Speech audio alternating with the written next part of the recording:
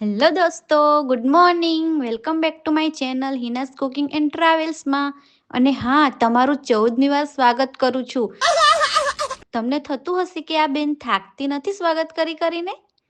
14 vlog થઈ ગયા છે ગાઈસ. કોણ કહેતા હતા કે હમસે ના હો પાએગા? ગાડી સ્ટાર્ટ કરીએ એ પહેલા સુપ્રીમ બોસની પરમિશન લેવી પડે. જય ભોલેનાથ, આ ફૂલ તમારા માટે. Nice.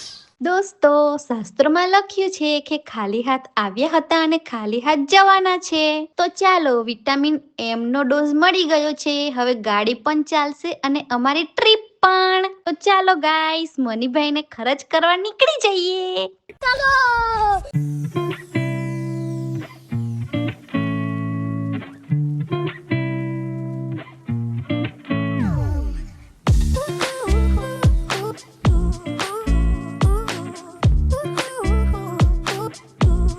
રાજપીપળા આવ્યા અને લાઈવ ઢોકળા ના ખાવ તો શું ખાધું? પણ ગાઈસ, એક કોઇન્સિડન્સ જુઓ, આ ઢોકળાનો કલર અને મારા આઉટફિટનો કલર એકદમ મેચિંગ છે. વાહ દીદી, વાહ દીદી.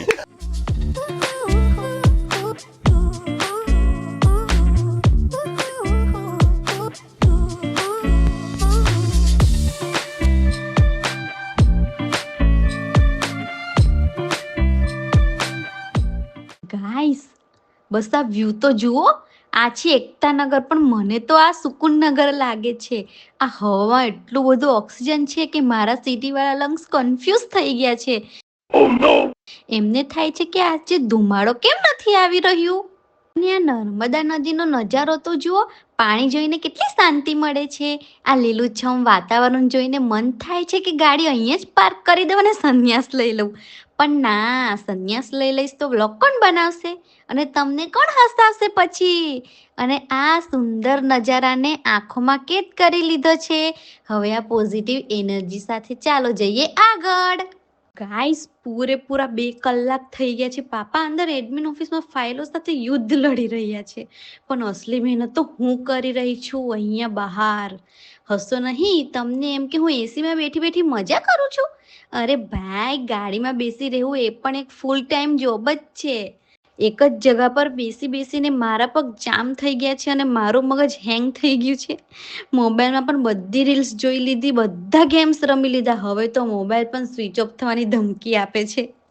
સાચું કહું તો કામ કરવા કરતાં રાહ જોવાની વધારે થકાવી દે છે. ગાઈઝ, એક વાત કહું, આ ઊંઘ સાથે મારી કઈ પર્સનલ દુશ્મની લાગે છે. સમજ નથી આવતું કે આ થાક છે કે પછી હું આળસુ થઈ ગઈ છું.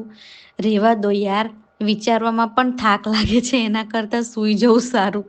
ના, વ્લોગ પૂરો કરવાનો છે. જાગો હિના, જાગો. ફાઇનલી કામ પૂરું થઈ ગયું અને હવે હું તમને એકતાનગરનું સિનેમેટિક શોટ બતાવું.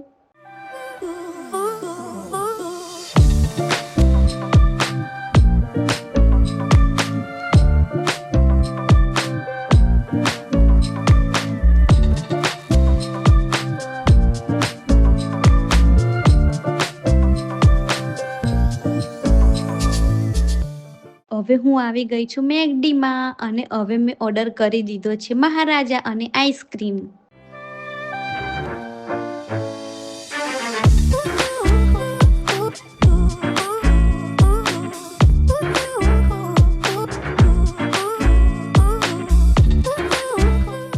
બર્ગર ખાઈને હું બહાર આવી ગઈ અને જોયું તો મેકડોનાલ્ડ્સ ભાઈ એકલા બેસી રહ્યા હતા. મેં પૂછ્યું, કેમ છો મેકડોનાલ્ડ્સ ભાઈ? એકલા શું વિચારો છો? પણ બોસ, તમારું આ નાક આટલું કેમ લાલ છે? સાચું કહેજો, તમે મારું સ્પાઈસી પનીર બર્ગર તો નથી ખાઈ ગયા ને? કે પછી શરદી થઈ ગઈ છે? ચલો બાય, તમારું નાક સંભાળજો.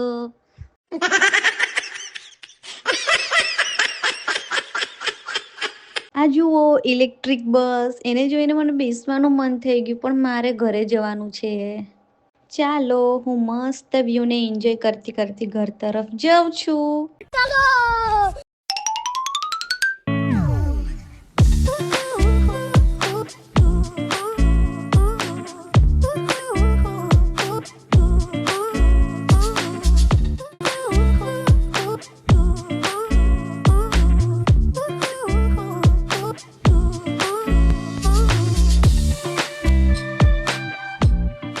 તો દોસ્તો આજે ગાડીમાં 2 કલાક તપસ્યા કર્યા પછી અને મેકડોનાલ્ડ્સ કાકાનું નાક ખેંચ્યા પછી ફાઇનલી મારો દિવસ આજે પૂરો થાય છે.